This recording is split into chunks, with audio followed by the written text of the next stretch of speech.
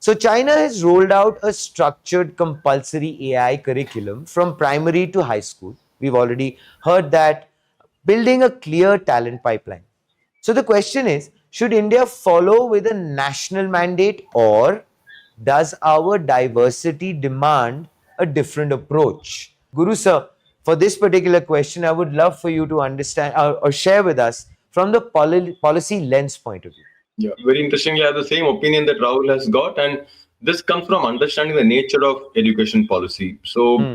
if you look at AI in education policy, is an education policy because we're talking about education finally as a domain, and all education policy in India is both.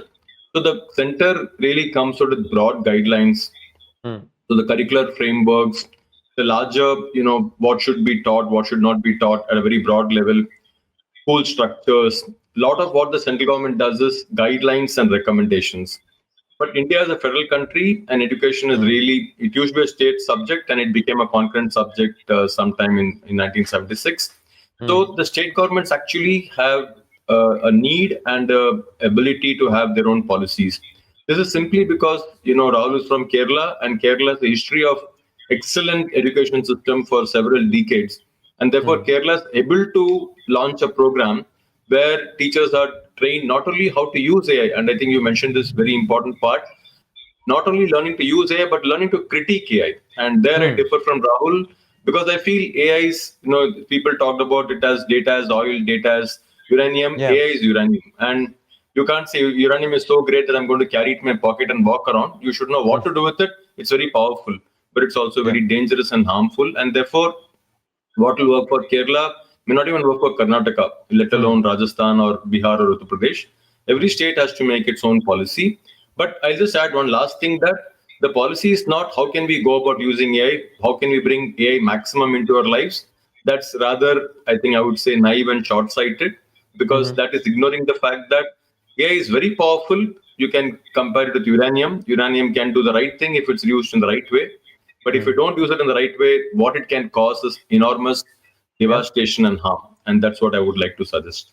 Guru sir, what risks do you see if India only relies on fragmented state level efforts? Actually, I'll just very quickly talk about the risks and the cost, because everybody talks about the benefits. And of course, Yeah. generative AI and AI, we can easily see the benefits. It does so many things and it's amazing. But there are a lot of costs. For example, Karnataka, like other states, have started a AI program for facial Hmm. recognition of children.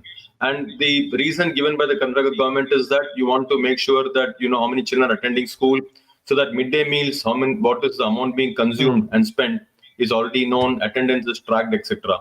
But Hmm. what the Karnataka government is not realizing, and many governments in India are not realizing, is if you capture images of young people and store it in some data server somewhere in the state, let's say in Hmm. Karnataka, we know that data leaks are very common. It's Yeah. not possible. It's theoretically not possible to have a data store which is so secure that it can't get leaked. In India, leaks are very common. We have heard of Aadhaar data Hmm. getting leaked. We have heard of, Hmm. our, for example, the when we go to the Digiyatra data has got leaked. So if young people's photos are leaked and cyber criminals get access to it, they will Hmm. very clearly, morphing using AI, deepfakes using AI. Those dangers are going to create enormous cases of sextortion, blackmail, rape, repeated rape, gang rape. We read about this in the papers every day. So I'm not talking Hmm. about theory. Hmm. Already in American schools, they're saying that it's very normal for nudification. Young Hmm. people's photos are, you remove the clothes of the person, fix a face, put a voice, and the Hmm. that person nude photos floating around. Imagine Hmm. what were to happen in Karnataka if photos of young women, girls Hmm. are floating around online without their knowledge, without their control, and that's being used to exploit them and harm them. So the Hmm. benefit in saving some midday meals expenditure is very trivial compared to the huge danger that the Karnataka government is willingly, unwillingly, knowingly, unknowingly putting millions of young children to. So that's a ethical challenge that I mentioned to you. Apart Hmm. from ethical challenges, the cost of AI are huge because all this AI, whether it's from Microsoft or from Google, it's coming from America. It's not owned by Hmm. India. So China that way is clever. They made their own AI. They realized that if I use Gemini or if I use ChatGPT, the data that is collected by Microsoft and Gemini actually fuels the American empire. And we all know what Snowden told us, that the American industry and the American government are together trying to establish their control over the world. India is Hmm. talking about digital public infrastructure. India is talking about digital sovereignty. So if you're using AI, we should clearly stop relying on the big tech AI that is there. The environmental costs are very clear. One query on ChatGPT, what is the electrical cost of it? What is the Yeah. overall data centers that are being set up? And lastly, I'll just say, what about the mining of rare earth minerals? So therefore, pilots are most important. Pilots are to be very small scale. Stop thinking about some large scale program, because if the damage is very huge, then you're going to pay the cost of that large scale damage. Small pilots for a long period of time, establish the uranium works and helps people, then go about it. What is your thought or what is your take on the India AI mission? There is a big push. Prime Minister Modi, of course, is definitely campaigning in a big way for it. There is a big push. There is a big push as far as the semiconductors are concerned. So, how do you feel with something like that at a central policy level, where there is a lot of positive thrust as far as India AI is concerned? What do you feel that there could be a seamless integration as far as the education aspect in AI is concerned moving forward? Yeah, thank you. So I'll make two quick comments. One comment is, I think Rahul rightly said, you can imagine that a teacher is using AI to set up an assignment for students. She's not setting it up herself. She just goes to ChatGPT and say, I want an assignment Yeah. in mathematics for grade 9 dealing with, factorization of polynomials. And hey presto, ChatGPT creates a very complex and beautiful assignment. The Hmm. students get it, they go to ChatGPT and say, please give me a solution for this factorization of polynomials. And they get an answer and submit it back to the teacher. The teacher uses AI again to assess it. And AI says, this answer is excellent, it's perfect, it is the correct answer. And Hmm. the Hmm. student gets full marks. Now you have to Hmm. ask yourself, what are you done? Earlier, without the AI, the student learned factorization of polynomials. The teachers taught factorization of polynomials. So Hmm. the whole idea of AI as a substitution for human thinking, as a substitution for human intelligence, that's the most common usage of AI, as we know. All over Hmm. the world, the most common use is how can I make my work easier and simpler, which means Hmm. I outsource my thinking to AI. And in education, the important thing to remember is education is about building the skill of thinking. Sure. Education's purpose is to strengthen human beings' agency. We can become more agentic. The purpose of AI is to reduce your need to think. The purpose of AI is to make you less agentic. So AI and Hmm. education have an inherently contradictory objective. I think this you need to understand. AI and education have Hmm. inherently contradictory objective, because the purpose of AI is to dilute the purpose of education, which is agency and ability to think for ourselves. Having Hmm. said that, is there some way AI can be used? Yes, uranium can be made useful if we are able to design it carefully. In the Indian context, like you rightly mentioned, in India, language is a resource, but language is also a cause of concern, rivalry, Yes. political Yes. problems.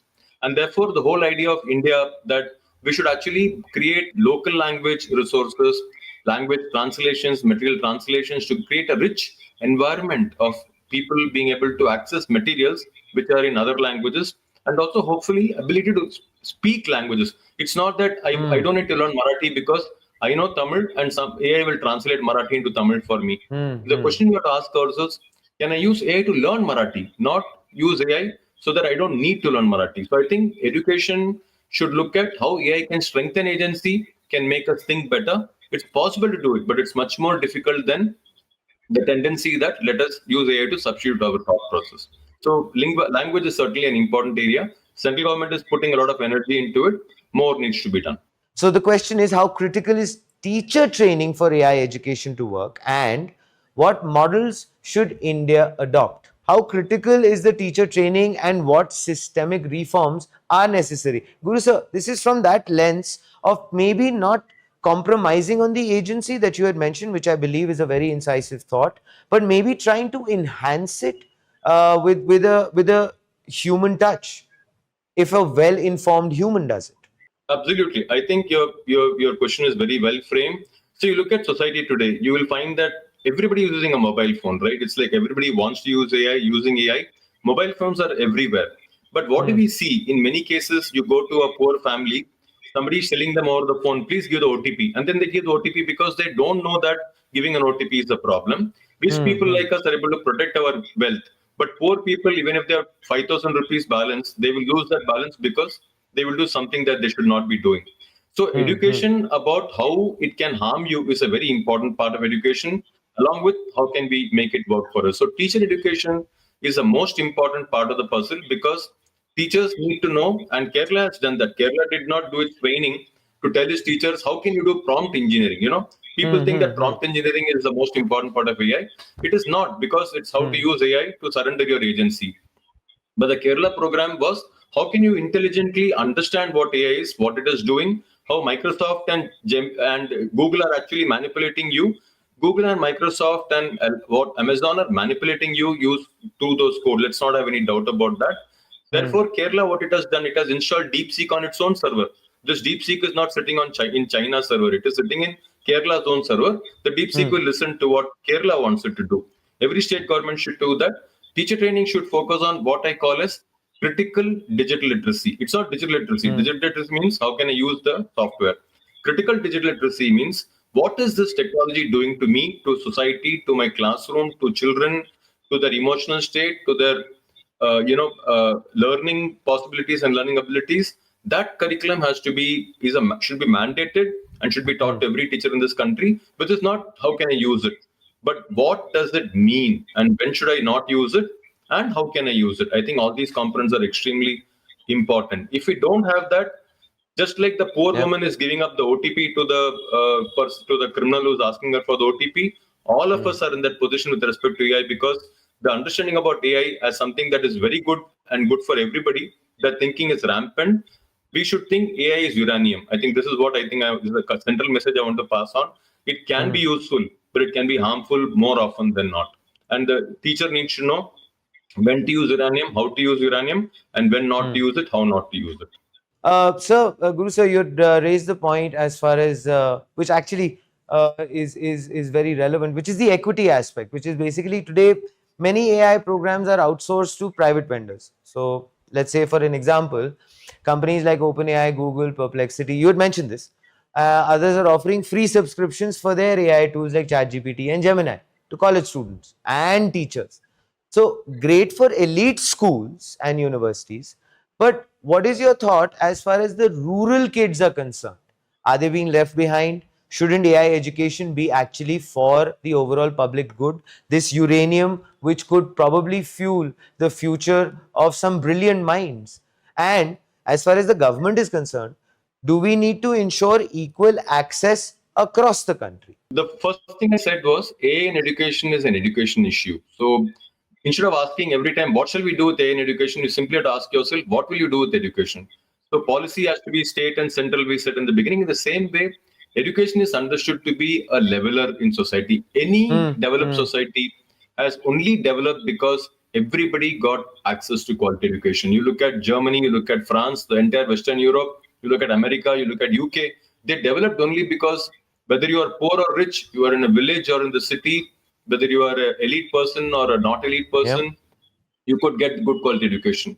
If education can, that's why Kerala is a great place because wherever you are, the government school system is well equipped Hmm. to provide good quality education to everybody. Hmm. Now, by the same token, I would argue that AI in education cannot be a privatized affair. Private schools, although they have a right to exist, constitutionally they have a right to exist, private schools always will stratify society because it's like I go to a hotel, if I pay 100 rupees for a coffee, I might get a particular kind of coffee. If Hmm. I pay Hmm. 5 rupees for it, the coffee is going to be different. So if Hmm. money is going to be the basis for deciding what technology I can access, that's going to divide our society. It's going to ruin our society. Therefore, we cannot have AI from Gemini. We can't have AI from Google and Microsoft. Public systems have to have their own AI, like Kerala has rightly done, put the AI engine into their own server. Then, when the government has it, why should it hold Hmm. it back from a rural child? Why should it hold it back from a poor child? The Sure. government system is meant for all. But the tragedy of our country is education is so grossly underinvested in that the Hmm. government system has become less and less popular with people. The latest UDI statistics say that there is an increasing move from children from government schools to private schools. The Hmm. reason is very simple. People are seeing through that the governments are not putting money in government schools. Private schools seem to look better. In that situation, education is failing society. Each of our government is failing Hmm. our people. AI in education, if it's privatized, will continue to harm us. Education has to be public. Education has to have investment. some part of the investment also has to be in technology and education, including AI in education. But the public has to own it. It has to be based on public welfare and not on private profit. Guru sir, moving forward, what are your key points? What should be the key takeaways? You've of course mentioned a lot of importance needs to be given in terms of the way AI is integrated. But more importantly, what I'd like to ask you, sir, is that what could the society at large, given the fact that this is not going to stop. So let's be honest, AI is everywhere. So we are not going to be able to go ahead and contest that thought. How should we integrate it at best, given our cultural, traditional, and administrative fabric? And also, at the same given point in time, how are we to say in the race or actually win the race moving forward in terms of the way the other countries are integrating it with AI? So, few hundred years back, the Pope divided the world into two parts and said, Spain and Portugal, you can rule the world and spread Christianity. But spreading Christianity was just an excuse for colonial control over the world, right? So, we all know that every country in the world was either a colony of Britain or France or Netherlands or any of those colonies. So, today we are all going to become an AI colony of USA or China. And I think we should be very clear about that.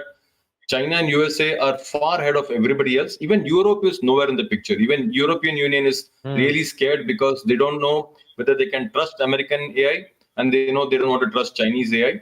And India is also in the similar situation. And therefore, policy is very important. We are at a very, very crucial juncture where we are going to become a digital colony, either of America or China or both. And that is not something that is going to be good for our society.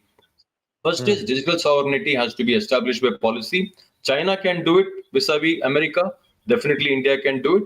We need to have digital sovereignty. We need to have data sovereignty. Currently, we have free flows of data where Microsoft and Google and all of them can just take all the data from India, harvest it, build their intelligence, and then sell it back to us as finished AI product. Britain imported cotton from India, sold back cloth to us, and impoverished us. Microsoft is, they're importing data from us and they will give us AI, they'll sell the AI to us. And not only it is economically going to impoverish us, more than economic empowerment, it is going to politically and psychologically enslave us. So therefore, national policy for digital sovereignty, data sovereignty, AI sovereignty is a must. Then we create our own AI models which are relevant to our context. We have policy for that. We run pilots. We figure out what will work for our country, what is required in different locations. And then through public investment, both by the union government and by the state governments, we can make AI work for us. We should not think about a race. The minute you think about a race, it's a way to fool ourselves because, oh, they're running ahead, let's also run with them. But whether that race is the race we want to be in, we should create our own race. We are not interested in a race set by USA or China or Microsoft or Google or Alibaba or Tencent. The race is the race we have to run in the path that we have to set for ourselves. Digital sovereignty, data sovereignty, AI sovereignty are extremely important principles that policy must create. Why can't we take a book out of Kerala's, a page out of Kerala's book and maybe replicate it across the country?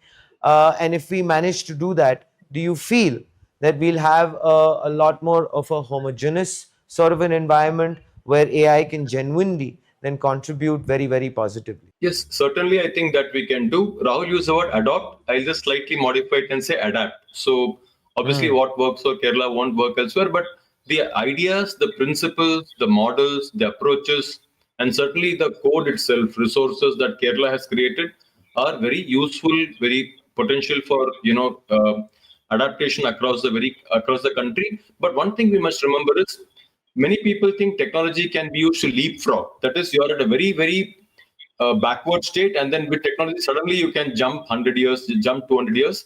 In education, that's very difficult to do because of the nature of education as a very slow changing animal. So Kerala reached its state of education not in 1 or 2 years or 5 years, right from the first state government which emphasized public education, and the first communist government of Namboodiripad really invested a lot in school education. And government after government, whichever be that political dispensation, have spent a lot on education, invested a lot on education. Few years back, they had a whole program on public school rejuvenation. It was a program that thousands of crores were spent on rejuvenating public schools, making sure infrastructure was perfect, teachers are in place. Those ideas have to be replicated first before we say Kerala trained AI teachers, AI teachers with AI. We will train Bihar teachers or Rajasthan teachers with AI. We need to make sure that they have pakka schools, they have classrooms, they have electricity, they have drinking water, toilets, sufficient teachers. Then the AI will certainly, we can take AI ideas from Kerala and implant them there. But if the classroom is not there, the teacher is not there, what is AI going to do there? So adaptation is right, but adaptation in very well thought out sequence will work, I think.